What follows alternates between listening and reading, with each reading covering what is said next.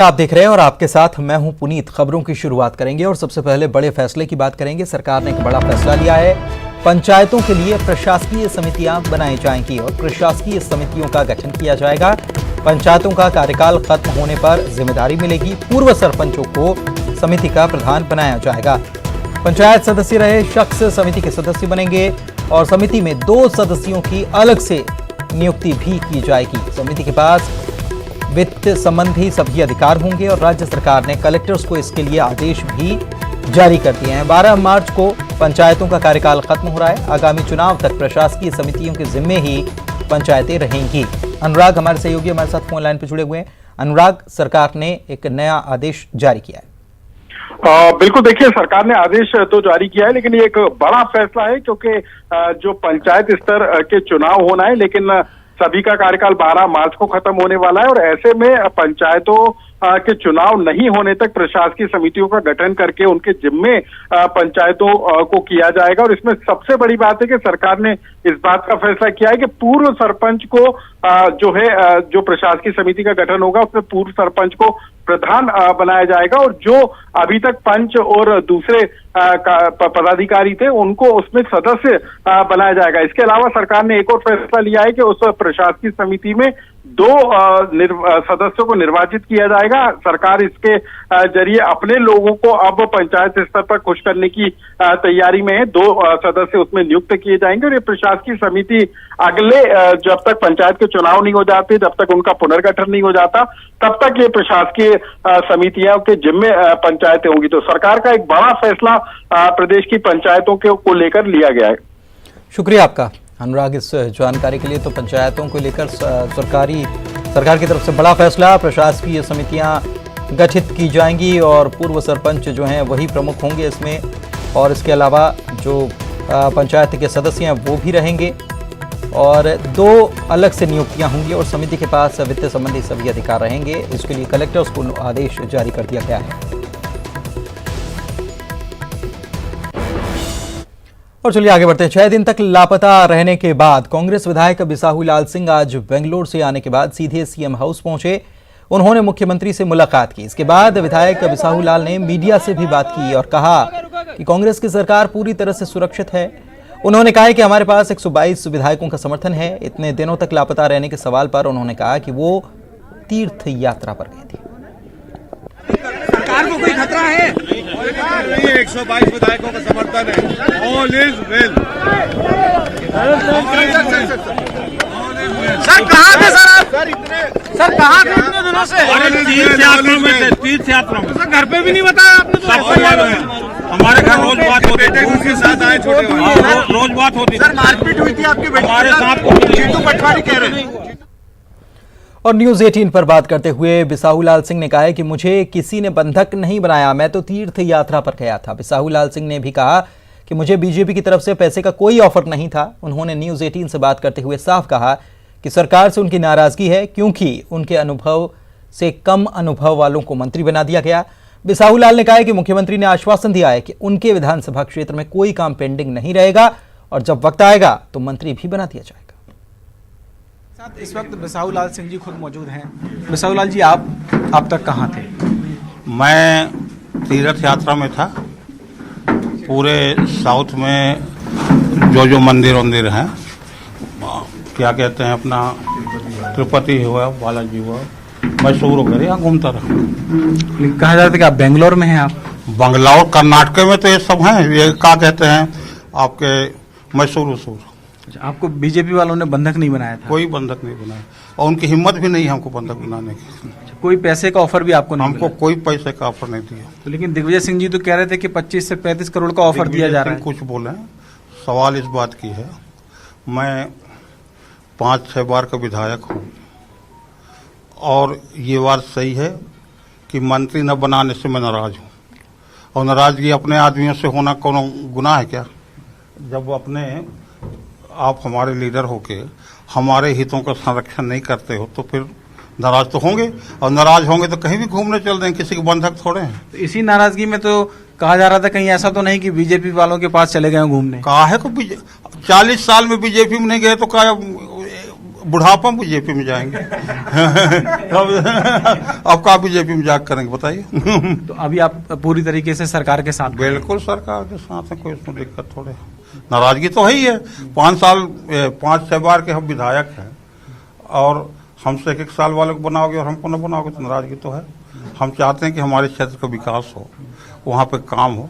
तो बोला कल के बाद तुम्हारा एक भी काम नहीं रुकेगा, जो काम है तुम अपना बताते रहो। अच्छा, और मंत्री वाली बात? मंत्री वाला जब गठन होगा तब देखेंगे। कोई संकेत दिए कब तक गठन? कुछ नहीं संकेत। अब आपकी कोई शिकायत नहीं? कोई शिकायत नहीं।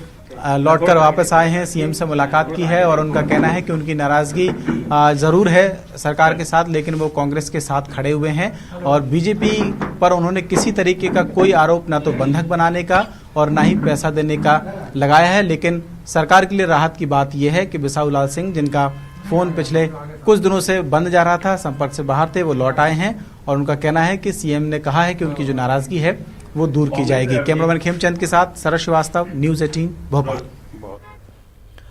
और प्रदेश में मचे सियासी तूफान पर पूर्व मुख्यमंत्री दिग्विजय सिंह ने बड़ा बयान दिया है। उन्होंने कहा है कि हमारे विधायकों को करोड़ों रुपए का लालच दिया गया और ये भी कहा है कि कमलनाथ की सरकार पूरे 5 साल चलेगी। पहली बार जनता द्वारा चुनी हुई सरकार को असफल करने के लिए या उसे जनता के मैंडेट को विफल करने के लिए भारतीय जनता पार्टी का एक तीसरा प्रयास था। खुलेआम पैसे का ऑफर देना, करोड़ों रुपए की लालच देना, ये किसी भी प्रजातंत्री व्यवस्था के लिए उचित नहीं है। भारतीय जनता पार्टी के अध्यक्ष नड्डा जी से, प्रधानमंत्री मोदी जी से, गृह मंत्री अमित शाह जी से और भारतीय जनता पार्टी के शिवराज सिंह चौहान जी से, नरेंद्र सिंह तोमर जी से, नरोत्तम मिश्रा जी से मैं उनसे अनुरोध करूंगा कि ये सब करना बंद करें। कमलनाथ जी की सरकार मजबूती के साथ चुनी गई है और पूरे 5 साल पूरा करेगी। ये सारे जो लालच और धमकियां देना। और सीएम हाउस से निकलने के बाद मंत्री जीतू पटवारी ने मीडिया से बात की और कहा है कि कमलनाथ सरकार पूरी तरह से सुरक्षित है, हमारे पास पूरा संख्या बल है, बीजेपी के मंसूबों पर पानी फिर गया है। थे, हैं और रहेंगे और सीनियर नेता हैं, आदिवासी चेहरा है कांग्रेस पार्टी का। और जैसा कमलनाथ जी का एक जहां बीजेपी की सोच समाप्त होती है वहां से इनकी चालू होती है। जो well planned Bharatiya Janata party का जो चेहरा था उसको बेनकाब करने का काम जो पूरे हमारे विधायकों ने किया, उसमें बिसाहू लाल सिंह जी से लेकर सब सम्मिलित हैं। भारतीय जनता पार्टी, शिवराज सिंह चौहान, नरोत्तम मिश्रा, इनकी केंद्रीय नेतृत्व, यहाँ के पहले के गृह मंत्री, सब इस पूरे षड्यंत्र में इन्वॉल्व थे, एक क्राइम में। इतनी भावनाओं से लोग वोट देते हैं और उस भावनाओं को खरीदना, बेचना और उसका सौदा करना, ये भारतीय जनता पार्टी का मूल चेहरा है। यह भी समय आएगा जब और खुलासे होंगे। अभी बाकी परिवार के लोग आ जाए फिर पूरी बात। सारे विधायक जो कांग्रेस पार्टी के हैं, जो कांग्रेस पार्टी की सरकार को समर्थन देते हैं, पूरी तरीके से समर्पित भाव से कमलनाथ सरकार के साथ। मैंने कहा कि सारे विधायक जो कमलनाथ जी को समर्थन देते हैं उसमें सब आते हैं, वो चाहे जिनका आप पूछना चाहते हैं वो भी आते हैं और जो परिवार के लोग शुरू से साथ थे वो अभी भी साथ। सर, आज बीजेपी विधायक फिर से नारायण त्रिपाठी फिर से आए थे, मुलाकात भी सीएम साहब से मिलने। मैं इन सब बातों ने जैसा कहा कि सही समय पे आपको और अच्छी बात है। दो सीटें कांग्रेस को मिलेंगी राज्यसभा की, 101% मिलेगी, 101% राज्यसभा की। पथरिया के विधायक रामबाई ने एक बार फिर से बड़ा बयान दिया और कहा है कि उनके जीते जी कमलनाथ को कोई आंच नहीं आ सकती। उन्होंने मुख्यमंत्री कमलनाथ की तारीफ की और उन्हें गरीबों का हितैषी बताते हुए प्रदेश का अच्छा राजा भी बताया। पथरिया में जय किसान फसल ऋण माफी कार्यक्रम में वे बोल रही थी। गरीब सब, किसी पे कोई आंच नहीं आ रही। ये राजा के असर है कि जब राजा अच्छा होता है तो प्रजा के साथ भी अच्छा होता है। तो हमारे सीएम कमलनाथ जी बहुत अच्छे हैं, बहुत दयावान हैं, बहुत गरीबों के हितैषी हैं, नौजवानों के प्रति उनके निरंतर सोच रहती है। सबके प्रति वो सोचते हैं। उनके जैसा सीएम कोई ना है ना कोई हो सकता है। इसीलिए मैं इस मंच के माध्यम से आपसे बोलना चाहती हूँ और हमारे सीएम कमलनाथ जी से बोलना चाहती हूँ कि मेरे होते हुए तो आप पर आंच नहीं आ सकती सीएम साहब। जब तक मैं हूँ तब तक आप पे कोई आंच नहीं आ सकती। आपकी सरकार है, आपकी सरकार थी, आपकी सरकार रहेगी। कोई आपके साथ गलत नहीं हो सकता है। बस एक निवेदन है कि गरीबों के साथ और किसानों के साथ आप सदा खड़े रहें। और बीजेपी के विधायक नारायण त्रिपाठी ने एक बार फिर से सीएम हाउस पहुंचकर मुख्यमंत्री से मुलाकात की है। न्यूज 18 से बातचीत करते हुए त्रिपाठी ने कमलनाथ सरकार के बहुमत में होने की बात कही और कहा कि वो अपने क्षेत्र के विकास को लेकर सभी से मिलते रहते। साहू लाल जी को देखा नहीं, मैं अभी सीधे सीएम साहब से 2 मिनट मिला, 2 मिनट मिलके मैं निकला। मेरे मैहर को जिला बनाने का मामला था। मैं ये चाहता था कि ये जिला सत्र के पहले बन जाए। मैं विंध्य प्रदेश की भी मांग को रखा हूँ, जिसके संबंध में मैं ये बोला हूँ कि विंध्य प्रदेश का शासकीय संकल्प इस सदन में पारित करवा दें और मैहर को जिला बना दें। ये कल भी मेरी बात हुई, आज भी अभी मैं बात करके आया। मेरी माँ की तबीयत अचानक पिताजी के निधन के बाद आज ज़्यादा खराब हो गई है, तो मेरी माँ अस्पताल में एडमिट हुई। तो मैं आके बताया कि मैं आज जा रहा हूँ, मेरे सतना जिले की मांग को, मैहर जिले की मांग को पूरा करवा दें और अशासकीय संकल्प को पूरा कराने में सहयोग। मुख्यमंत्री जी की जो बात है, मैहर को जिला बनाने के लिए हाँ कह चुके हैं कि मैं उस प्रक्रिया में शामिल हूँ। अभी तमाम जिले बनाना है तो उन जिलों के साथ भी हम प्रयास करेंगे मैहर बन जाए। और विंध्य प्रदेश की जहाँ तक मांग का शासकीय संकल्प का मामला है, सदन में रखो। नहीं, आपको नहीं लग रहा कि बहुमत है? आपको लग नहीं रहा बहुमत सिद्ध नहीं हुआ क्या? 4-5 विधायक गायब हो रहे हैं ना। अब वो जब बहुमत साबित करने का समय आएगा उस दौरान देखा जाएगा। मैं कहा हूँ आपको, ये क्या बताएं? मैं बहुमत पे है। आपके हिसाब से बहुमत में है सरकार? राज्यसभा चुनाव के लिए बीजेपी ने अपनी कमर कस ली है। भोपाल में चुनाव समिति की बैठक हुई, जिसमें राज्यसभा चुनाव पर मंथन किया गया। भोपाल में बीजेपी चुनाव समिति की बैठक हुई, जिसमें राज्यसभा चुनाव के उम्मीदवारों के नाम पर चर्चा की गई। इस बैठक में उम्मीदवारों के नामों का एक पैनल तैयार किया गया, जिसे केंद्रीय चुनाव समिति को भेजा गया है। बैठक के बाद बीजेपी के प्रदेश अध्यक्ष डी शर्मा ने बताया कि बीजेपी एमपी में होने वाले 3 राज्यसभा सीटों में से 2 पर अपने उम्मीदवार उतारेगी। जो नाम तय हुए हैं उस पैनल को बंद लिफाफे में केंद्रीय नेतृत्व को आज हम भेज देंगे और जब नॉमिनेशन होगा उस समय जो प्रत्याशी तय होंगे केंद्रीय नेतृत्व वो तय करेंगे। एक सीट हम पक्की जीतेंगे और दूसरी सीट पर हमारे प्रयास होंगे। वहीं बीजेपी के प्रदेश प्रभारी विनय सहस्त्रबुद्धे का कहना है कि अब केंद्रीय चुनाव समिति राज्यसभा चुनाव के लिए उम्मीदवारों के नाम पर अंतिम मुहर लगाएगी। अंतिम फैसला केंद्रीय चयन समिति, जैसे कि हमारे संविधान में प्रावधान है, तय करती है। बहरहाल एमपी में राज्यसभा की 3 सीटों के लिए चुनाव होना है और इनमें से बीजेपी अपने उम्मीदवार उतारने और दोनों सीटों पर जीत दर्ज करने की रणनीति में जुट गई है। ऐसे में अब आने वाला समय बताएगा कि बीजेपी को दोनों सीटों पर जीत मिल पाती है या नहीं। दिल्ली से अशरफ के साथ मनोज राठौर, न्यूज 18 भोपाल। और वक्त एक ब्रेक का है, जल्द लौटेंगे कुछ और खबरों के साथ।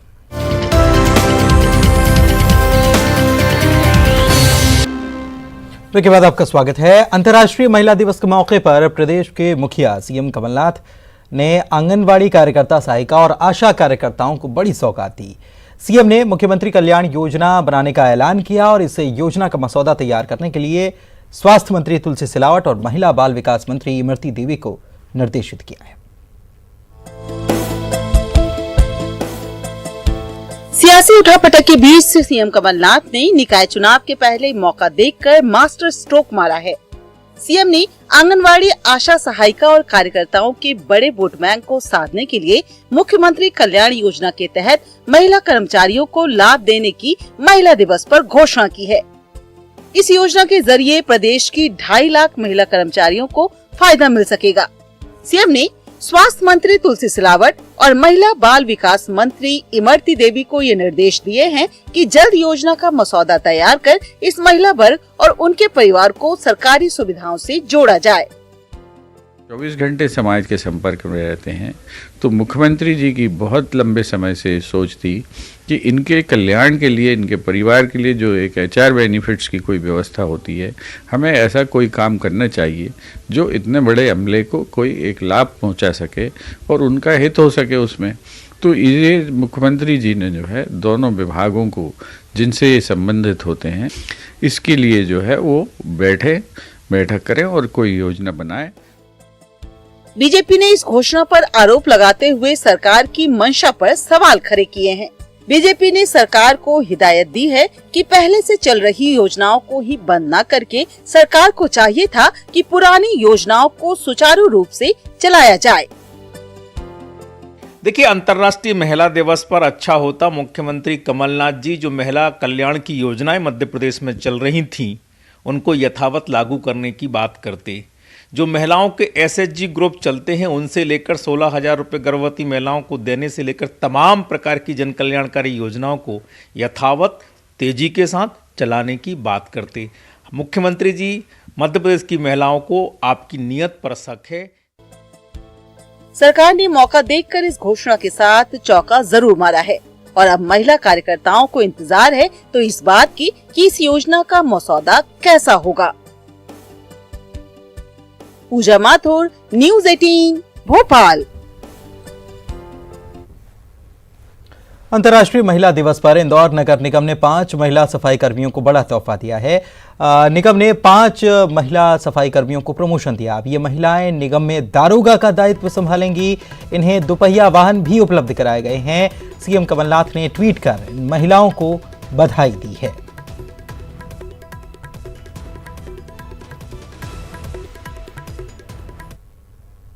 अंतर्राष्ट्रीय महिला दिवस के मौके पर गुना में महिला पुलिसकर्मियों के लिए आयोजित कार्यक्रम में एसपी तरुण नायक ने उन्हें सम्मान दिया। एसपी ने महिलाओं को मंच पर स्थान दिया और खुद मंच के नीचे बैठे। कार्यक्रम में सिटी एसपी नेहा पचीसिया ने अपनी बात रखते हुए कहा कि हमें अच्छी नौकरी तो मिल गई, लेकिन समाज उन्हें अच्छी निगाहों से नहीं देखता। उन्होंने बताया कि वे उच्च पद पर हैं, लेकिन शादी में अब दिक्कतें आ रही हैं। महिला अधिकारी ने बताया कि ऊंचे पदों पर बैठने के बाद उन्हें रिश्ते नहीं मिलते। यही कारण है कि उनके बैच की ज्यादातर लड़कियों की शादी नहीं हुई।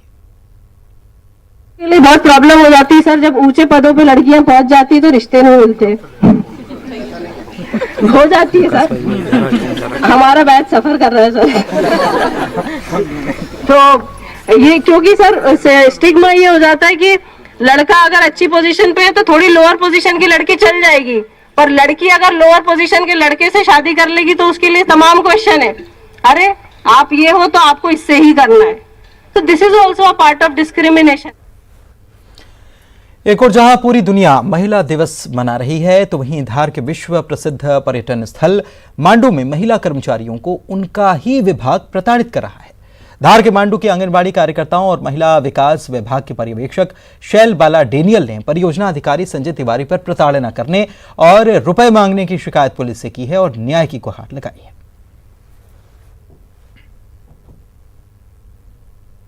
परियोजना अधिकारी श्री संजय तिवारी सर हमें मानसिक रूप से बहुत ज़्यादा प्रताड़ित कर रहे हैं। वो जो हमसे अनलीगल काम करवाना चाहते हैं वो हम नहीं कर रहे हैं, उसको लेके उन्होंने हम पे इतना दबाव बनाया है और वही कह रहे हैं कि तुम ज़्यादा उछलती हो, ज़्यादा तेज चलती हो, मैं तुम्हारी CR बिगाड़ दूंगा, मैं तुम्हें सस्पेंड कर दूंगा, चाहे तुम नेता के पास जाओ, चाहे तुम पत्रकारों के पास जाओ। महिलाओं के लिए अभद्र व्यवहार है उनका, लैंग्वेज बहुत गलत है उनकी। लेडीजों से कैसे बात की जाती है इस टाइप से वो बात नहीं करते हैं, तू तुकारे से बातें करते हैं लेडीजों से। और बाकी भी जो शिकायत करी है उसमें भी मैंने जिला महिला बाल विकास अधिकारी को बताकर उसको जो भी उचित कार्रवाई है वो करवाएंगे। महिला दिवस ही नहीं है वो तो 365 दिन जो है ऐसे घटनाओं को हम लोग एंटरटेन नहीं कर सकते। अगर ऐसा आई है तो उसको गंभीरता से लिया जा रहा है और उसको हम लोग जो भी उचित कार्रवाई वो करेंगे। कमलनाथ सरकार भले ही कर्ज माफी के लाख दावे करे, लेकिन किसानों के बीच आज भी संशय बरकरार है, जिसे दूर कर पाना जिम्मेदार अधिकारियों के लिए मुश्किल साबित हो रहा है। गुना में किसान कर्ज माफी की पोल उस वक्त खुल गई जब कृषि मेले में मंच से अधिकारियों ने पूछा कि कितने किसान कर्ज माफी योजना से लाभान्वित हुए, तो किसी भी किसान ने हाथ उठाकर लाभान्वित होने की बात कबूल नहीं की।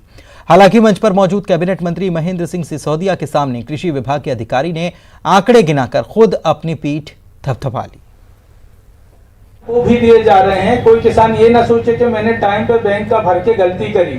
जिन लोगों ने भर दिए हैं उनको भी पैसा मिल रहा है, बशर्ते कि आपके ऊपर कर्ज 31 मार्च 2018 की स्थिति में जिन लोगों पे कर्ज था, उन लोगों के कर्ज उनने बैंक भर दिया तो भी उनके खाते में उनका पैसा दिया जा रहा है। कुछ विरोधी पार्टी के लोग कहते हैं कि किसानों का कर्जा कहाँ माफ हुआ। हम बोलते हैं कि 21,000 करोड़ का कर्जा आज की तारीख में किसानों का माफ हो चुका है। और मैं बधाई देना चाहता हूं कांग्रेस की सरकार को, आदरणीय कमलनाथ जी को, आदरणीय महाराज ज्योतिरादित्य सिंधिया जी को, कि आपने जिस सरकार ने खजाना खाली रखा था उसके बाद भी कम से कम हमारी सरकार ने ये हिम्मत तो जुटा। और इसी के साथ इस बुलेटिन में फिलहाल इतना ही, लेकिन एक ब्रेक के लिए रुक रहे हैं। ब्रेक के उस पार भी दिखाएंगे आपको छत्तीसगढ़ की खबरें।